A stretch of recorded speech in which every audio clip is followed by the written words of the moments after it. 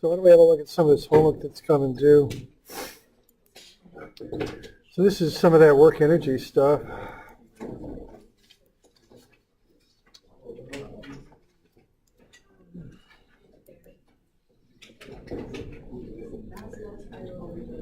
All right, so 201, do we got any questions on that?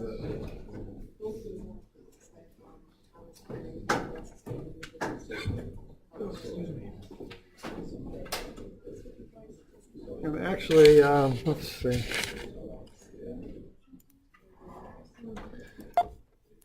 All right, so what we want to know on this first one here is, I think it's the amount of work done. Is that correct on this one? 201?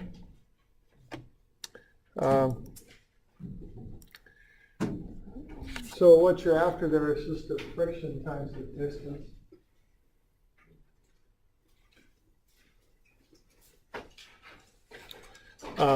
So on this one, you're just finding the work done. So you just want to figure out the friction and then multiply it by the distance is basically what's up with this one. It's pretty straight up, I think. Just remember to include the component of that force pushing down on the surface there. All right, so just get your normal force. And the normal force ought to be somewhere around, what did I get? I got about 527 newtons. And then the work is just the friction times the distance. Okay.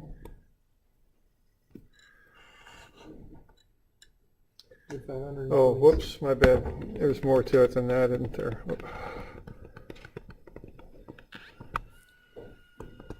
So there's the normal, and then the work is equal to the component of that 182. So x component, because that goes in the direction of motion of the 182. Minus the friction, right? Because they're going different directions. There we go. And then take that times the distance.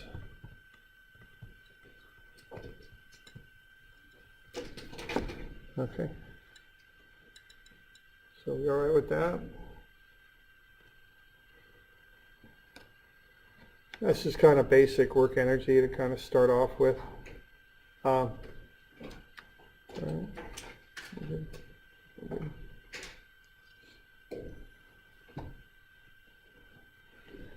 Right, this next one here, what we got going on with this? We got any questions on this one?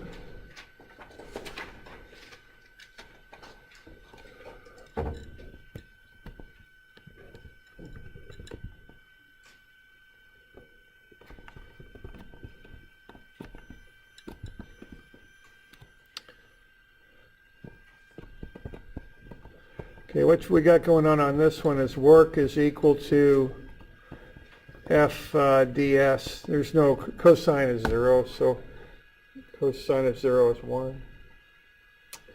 So theta is 0, I should have said there. Okay, so on this one, what you want to do is find that integral. And you're only going up to 8 centimeters is the displacement, so you're going up to there. So what you want to do is figure out the integral, and now what the integral is the area under the curve. And the key word on this is estimate.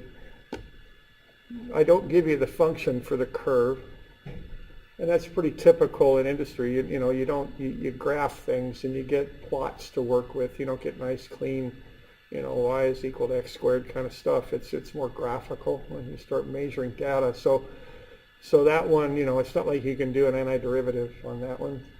I've had people do a best fit curve on Excel or something like that and integrate that, but you could just find the area under the curve, okay? And you may not get my exact answer, but that's okay. Okay. So whatever you need to do to get that area under the curve, just go ahead and do it. Get the best estimate you can. My estimate isn't perfect. I think I got about 1.7 Newton meters, but that's a plus or minus on that, okay? It's not perfect.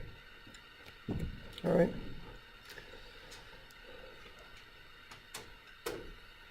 We're good with that one? All right, then we got this water pumping problem here. Any questions on that one?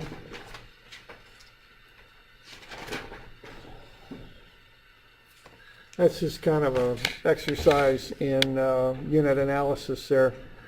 So what do you got? You got 180 gallons per minute. Start with that. Now, what you know, well, let's see. What you're shooting for is foot-pounds per second. You're going up 49 feet. You can always put those terms over 1. Okay, so that's going to get you foot gallons per minute. I think you're going to want to get minutes and seconds, right? Let you figure out what to put in there.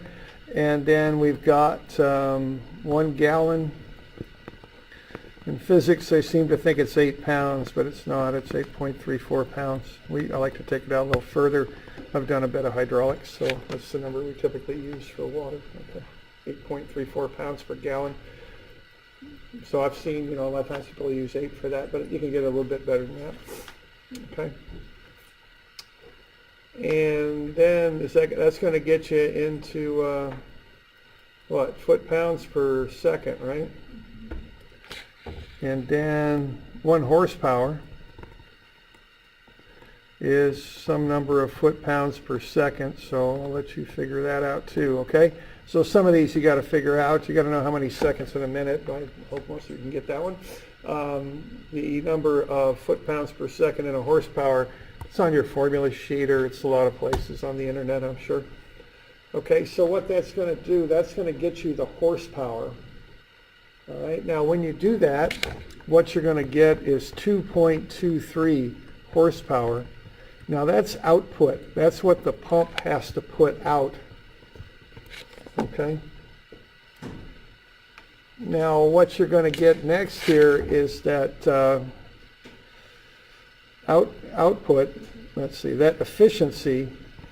Okay, that's the symbol they use for efficiency. It's epsilon. Efficiency. What that is what you put out, output, over what you put in. Okay. All right. So, all right. So what we got there is output over input is efficiency.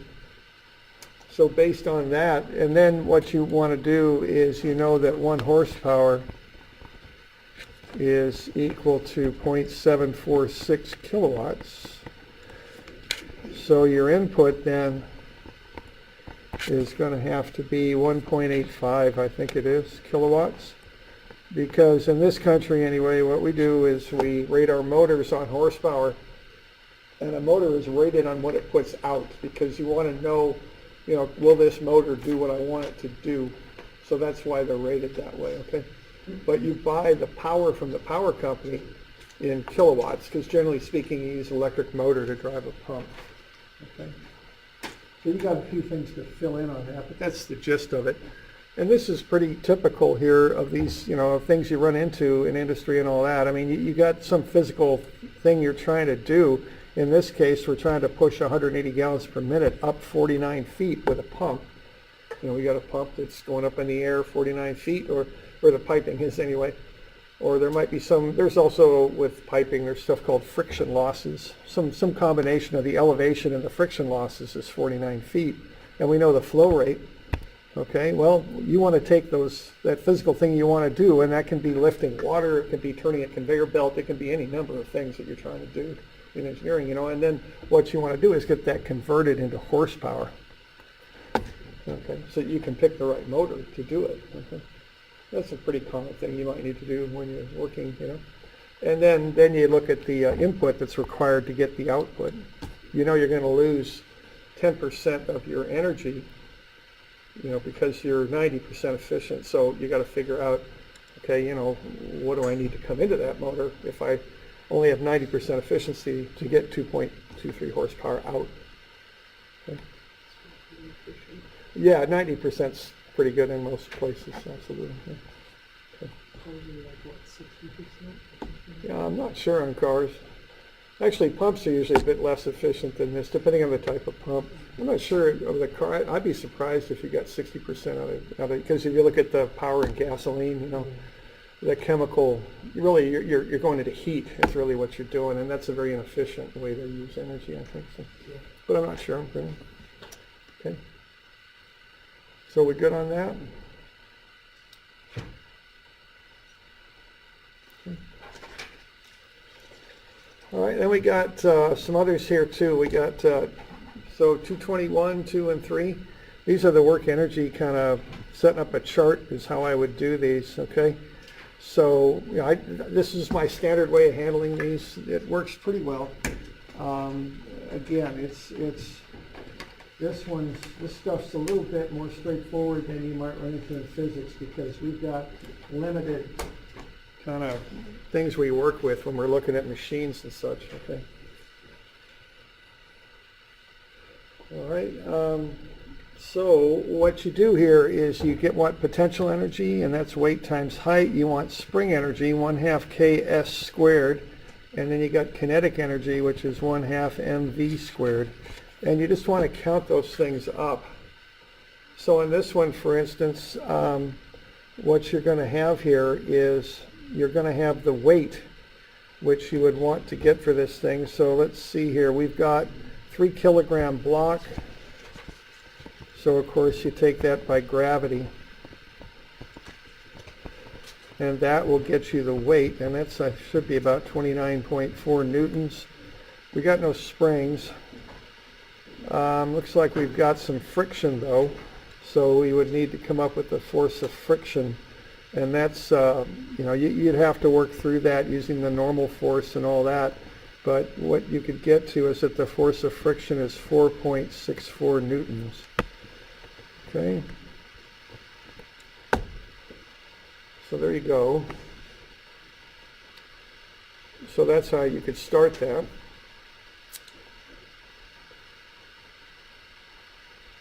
Okay.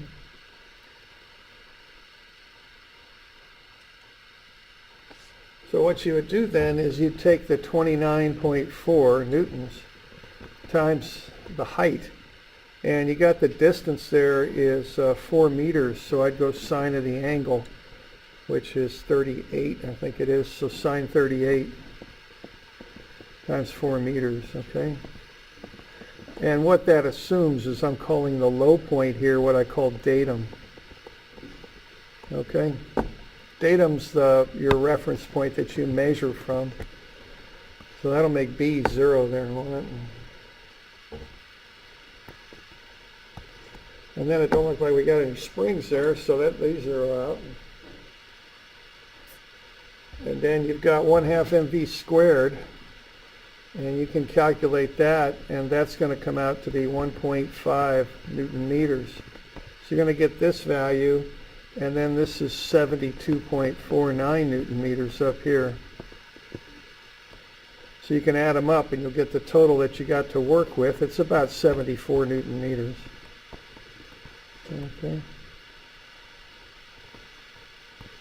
Then what you're going to do is you're going to subtract off the friction times the distance. So that's minus 18.56. Okay. So what you got there for your total energy is the sum of the potential energy and the kinetic at A, and that's 73.99. Take away the 18.56 and you get 55.43 newton meters. Okay. So that's the energy you got left over at B. That's how I approach these, okay? So just sum up those 3 forms of energy at some known place where you know all 3 of them. Figure out how much energy you got to work with. Figure out the work that's done between that point and where you want to analyze. That'll get you the total energy, and then what we know here is that's going to equal 1/2 times 3 times v squared, which is the unknown. So you're going to get 1.5 times vv squared is equal to 55.43. And then you solve for VB. I mean, this is how you do a work energy problem. It's real regimented in how you approach it. Okay? Like so.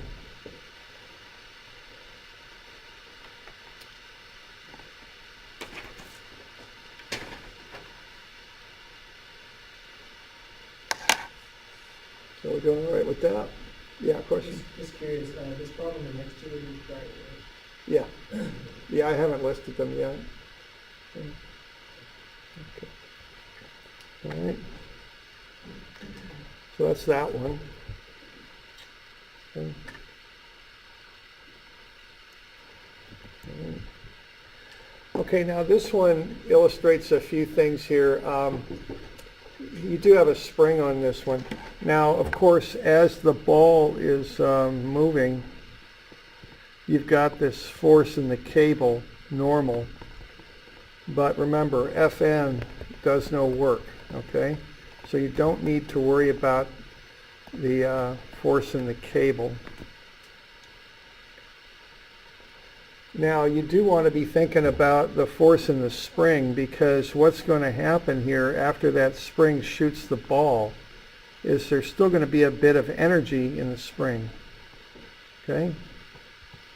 So this ball is going to be swinging up, and the spring will be fully extended now out to here, but it's not, I guess fully extended really isn't the right way to say it, because fully extended for that spring is not 0.32 meters, it's 0.42 meters. Okay? So there's still going to be what I call residual energy in the spring after it shoots the ball, and you have to account for that because the system is the ball and the spring both. Okay, so that's one thing that throws people a little bit on this. So what would be our S? Well, your S, what you're going to look at is the unstretched length of the spring is 0.42. Yeah. So if you want SA, let's call it, SA, what that's going to be is 0.42 meters minus the length of the spring, So minus 0.18. So that's going to be 0.24 meters. That's compression. Yeah. But then you want to find SB also, okay? And see, the spring isn't fully relaxed, or I don't know what the right term is, but it's not fully extended. It's still a little bit under some stress. It's compressed. Yeah. Okay, so you got to account for that, because your system on this one is the ball plus the spring both. Okay.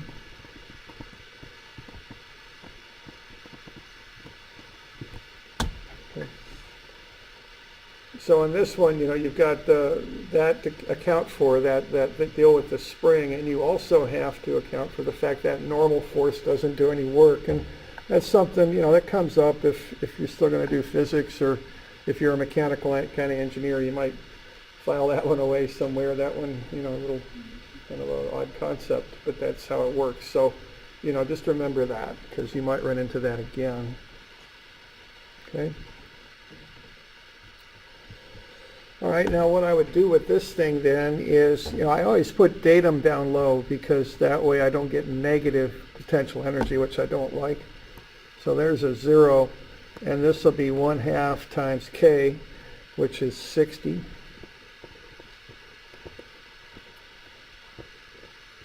And then S squared, so that's 0.24 meters squared. Doesn't have any kinetic energy, so you can get the total energy there. Okay, and I think it's 0.82 if I remember right. I'm not sure. No, it's 1.73. 1.73? Yeah. Okay, 1.73. Okay, now on account of that normal thing, there's no work being done, so that's what you're going to end up with. Now here you're going to have the weight times the height. You are going to have some spring energy left over here. That's the thing that throws people sometimes, so just remember to include that. Now B is as high as it goes, all right? That's the maximum height it goes to. So what's the kinetic energy there? If B is as high as the thing's going to go, it's 0, yeah, okay? No kinetic energy. Because if you want to find that maximum height, that zeroes out there, see? So then what you're going to do is solve for h, how high it goes. Okay. Now I ask you for the angle, but you can't get that right out of the work energy equation unless you kind of throw in a little bit of trig and all that. Okay. So I just solve for h first with work energy. Then I just do a little bit of geometry on the other side, okay? Because you'll get h. All right. Oh, shucks. All right, so what you're going to find here is h. Okay. And what's this distance here going to be? It's going to be 0.82 minus h, right? That's what that distance is.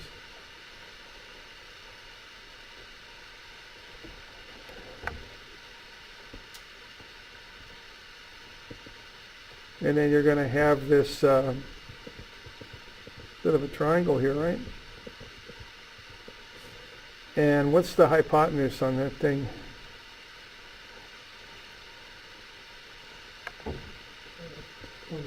Yeah, 182, okay? So you ought to be able to find theta, okay? So use work energy to find the height. Once you got it, back into what that angle has to be. Okay.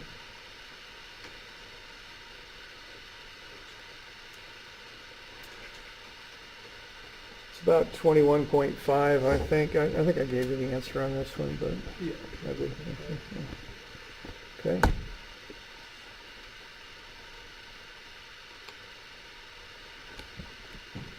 So that's kind of a funny thing about work energy that you might run into again, that idea of that normal force doing no work. Okay. Good.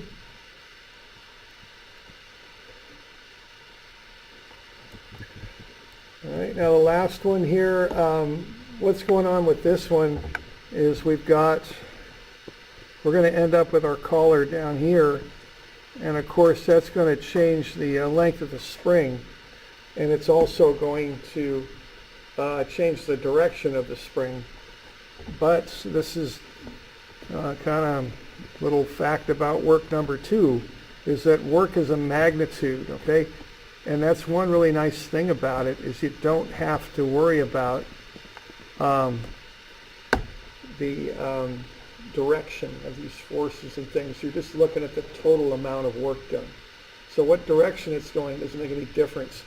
So the fact that spring is changing its angle as it moves, you don't have to worry about that. You're just going to look at the total amount of work done, okay? So that's a good thing too. So what you're going to want to do is get this distance, okay? That's a hypotenuse, right? So a little bit of right angle trig will get you the that length, because you got that one and that one. So you got the hypotenuse defined.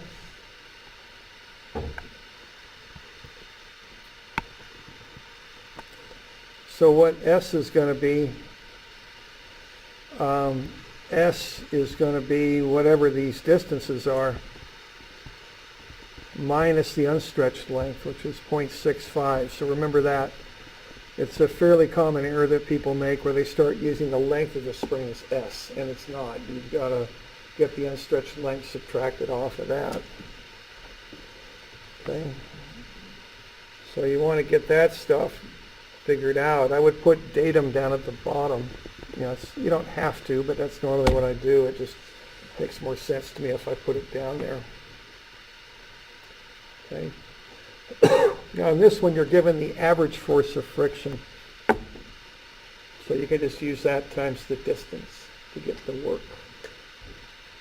The actual calculation on the force of friction will probably get a little bit involved there because you got the normal force varying and all that stuff, you know.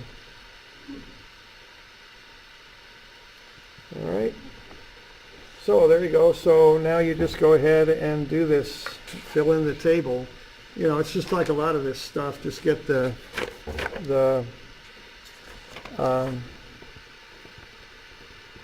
stuff kind of set up first and just plug it all in. So 0.58 meters times what, 5.89 newtons, I think.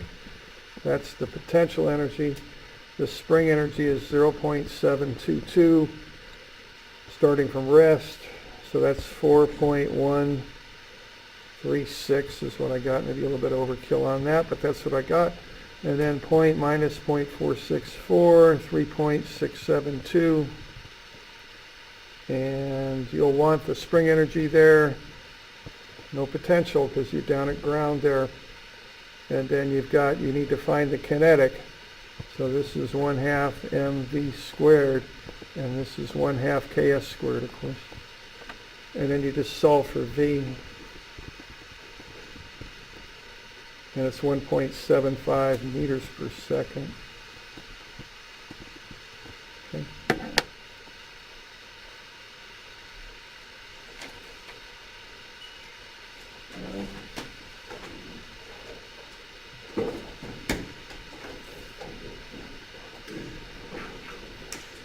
So, all right, so we'll see you all on Wednesday. Yeah, question? Oh, yeah, we'll make this stuff due Friday, and I'll cover some of that on Wednesday if you got questions, all right? Why don't we do it then? This one's still due Wednesday?